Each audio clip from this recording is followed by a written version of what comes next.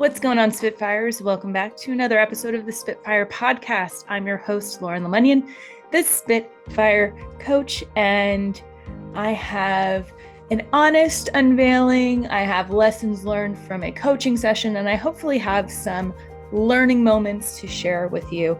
It has been a bit since I've recorded a podcast, and honestly, I have not felt inspired. I have usually been able to just kind of crank things out and get my ideas in the podcast and write blogs and videos and things like that. And I had a big burst of energy last month, at the beginning of the month, and then just felt this drain. And I realized, okay, this is sprunging around. I had family. I was working in between multiple locations. I had a new client come on board, had family around, and I was spent. And, what typically happens when I get tired is I get on the couch and I don't want to move. And I watch a lot of reality TV. My newest favorite is Escape to the Chateau, which is, I think, the most inspiring binge-worthy series out there. It's on Peacock. And I think it started as like a BBC thing, but it's this amazing couple that buy a French chateau. It's 45 rooms and 5 stories. And he's this like burly former military engineer, and she's this artsy like pinup style woman. And together they just like have these crazy antics and renovate these rooms and have these magical experiences. And of course, we're not seeing the behind the scenes and the stress of things going wrong, but you can just see their creative energy flowing and the family support and all these like really beautiful moments. And it inspired me to get creative. And in between creativity, I still was going to the couch. And while I was watching the show, I was like, what else could I be doing? Like, the temperatures are amazing outside. It's like in the 60s and 70s. And I was like in this inner judgment and turmoil of like, you should be more productive. Like, why aren't you outside? Why aren't you writing your next book? Why aren't you working on client projects? And I couldn't answer it. I just kind of sat in it and like didn't move. And I would get on my spin bike and I'd go for walks and I saw friends, and I was still feeling this like, ugh, like I don't know how to embody that feeling. And I was like, I know there's a lesson coming out of this. Like, I wasn't inspired to write. I haven't written in my journal in like 2-3 weeks, which is a long time for me. And I'm like, the answer is going to be on the other side of this. And so I woke up this morning and I did a bike ride and I went walking to get my coffee, which is usually like, I know it's going to be a great day if I can do those two things. And I just got off of a session. And my client, who is literally like the walking embodiment of me over this weekend and even the week before. And I started smiling as she's like explaining her situation. And I'm like, I know that I need to like explain this. And I just decided to be really honest with them and just said, me too. Like, I totally get where you're coming from. I totally hear you. This is like a universal feeling when there's so much change around you and you feel kind of excited, but also powerless because there's so much unknown and uncertainty. And so we end up having this like stress reaction and we feel this need to push and to do more, but we don't necessarily have that creative motivation. And we're not getting those like same validation hits that we got before. Like, the game has changed. And she just said, thank you for being honest. And I realized like, this is what we need. We need that honesty injection because there's so many people that are walking around with these big ass smiles on their face when they're suffering and judging themselves and pushing themselves, and they're trying to keep the good face. And it's like, yeah, we need some positivity, but it's got to be authentic. We can't be pushing this like hyper, manufactured positivity because it's just not real. So I wanted to share this with you because I'm sure that people are like, well, Lauren, you do this professionally. I'm sure you're happy all the time. And I'm happy a lot of the time. I have a great life. I've built this amazing business. I have an amazing partner. Like, I'm moving. I've got family around. Like, I'm doing my art. And I get to do this podcast, and that's amazing. And also, shit gets really hard sometimes. Like, I've got these new amazing clients and they are challenging me in new ways to up level my business. And it's freaking scary. And I also know, okay, this is new and I've got like change coming up. And how do I move forward? How do I embrace the fear? And also, I'm tired. Like, I'm going back and forth between Texas. I'm going down there this week. We're doing all these home renovations. It's going to become an Airbnb. So I have to think about my stuff and where it's going.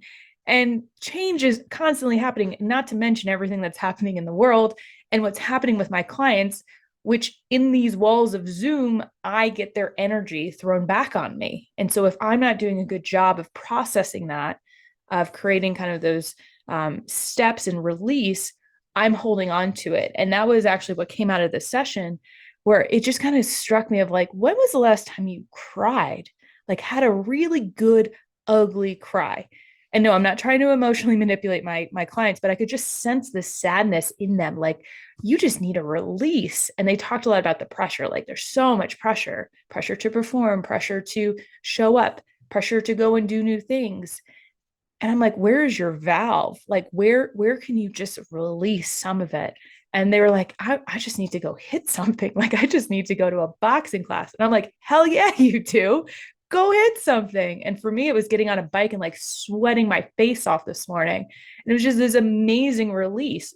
And so if your body is not crying, like if you're not sweating out your frustration or the emotion, you got to figure out another way to do it. So it's not just about like sitting and meditating and finding the reasons or journaling it out or talking to somebody. It's like sometimes you just need that physical release, like getting out and just running hard or like having a primal scream. Like, we're allowed to do it. I don't care about manners. Like, sometimes you just got to get grimy with your emotions because it is literally sitting in our body. And the more that we push it down, the more that we're numbing ourselves, the more that we're like fading away that amazing creative energy that we all have in us that we can allow to be used and channeled in a way that can inspire other people. And so usually when I'm talking to clients, they're like, I just need to be of service to other people. I need to show up for them. And I'm like, but who's showing up for you? Who's making sure you're okay? Because you are creating that expectation that you're good, that this is your normal go mode. And it might be, but you have to leave space for these times of rest and recharge. It is so important because you are not fueling this machine. You are not a robot. And even robots need energy to go. So let's look at being a little more honest. You know what? I need to take some time for myself today. I'm going to get up and make time and prioritize my movement. You can give yourself 20 minutes. I don't care how busy you are. I mean, literally, I binged 5 seasons of a show. Like, I have the time. Okay. So, this whole I can't figure out when I'm going to do it is a total myth for me. Now, I'm not a parent.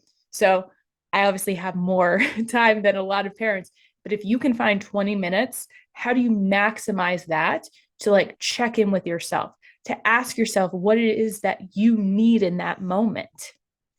Because if you're not doing it, no one can read your mind. No one can tell you this is what you need to do. So, this is the thing. It is not about fixing yourself. It is not about, okay, I know this and everything has gotten better. I'm magically cured. This is a new awareness that you need to check in with yourself on an everyday basis. When you notice something, you need to do something about it because it will fester. It festered in me over the last couple of weeks. I allowed my journaling practice to fall off. My movement fell off. I wasn't emotionally taking care of myself. And so if that starts to slip, you need to have the awareness of, okay, how do I have an honest conversation with myself? How do I acknowledge what's happening and ask myself what I need and honor it? This is how you move forward through change, through scary stuff, through new stuff. You can't expect yourself to be a superhero in every situation. You got to fuel it up. So starts with being honest, starts with being aware and following through. Because if you're not keeping your word with yourself, you're not showing up authentically for other people. I don't care how much of a people person or helper you are, or team member you are, or team player you are. If you are allowing yourself to suffer for the results of other people, it's dishonest. It's a lie and it's harmful. So first, I don't care if you think it's selfish, you've got to start with yourself. It's about investing back in you so that you can be of service to other people. And it starts with micro decisions every day. You don't need to do big grand gestures, but you've got to be consistent about taking care of yourself. So go out, be honest warriors for positive change, and make it happen because you want it to happen, because you want to build this bigger legacy, not because you think it's something you should do or have to do. Come from a place of wanting to do it for you. Think about the example you're setting for other people around you and the future people who are going to interact with you and be like, wow, I want to have what she's having. It's like when Harry met Sally, but it's you just being honest with yourself, not even like the self-care. It's literally you having an honest relationship with yourself. So I hope this was helpful. I hope you have an amazing week and get amazing things done and give yourself a big pat on the back, a big hug. It's amazing. And y'all keep being awesome.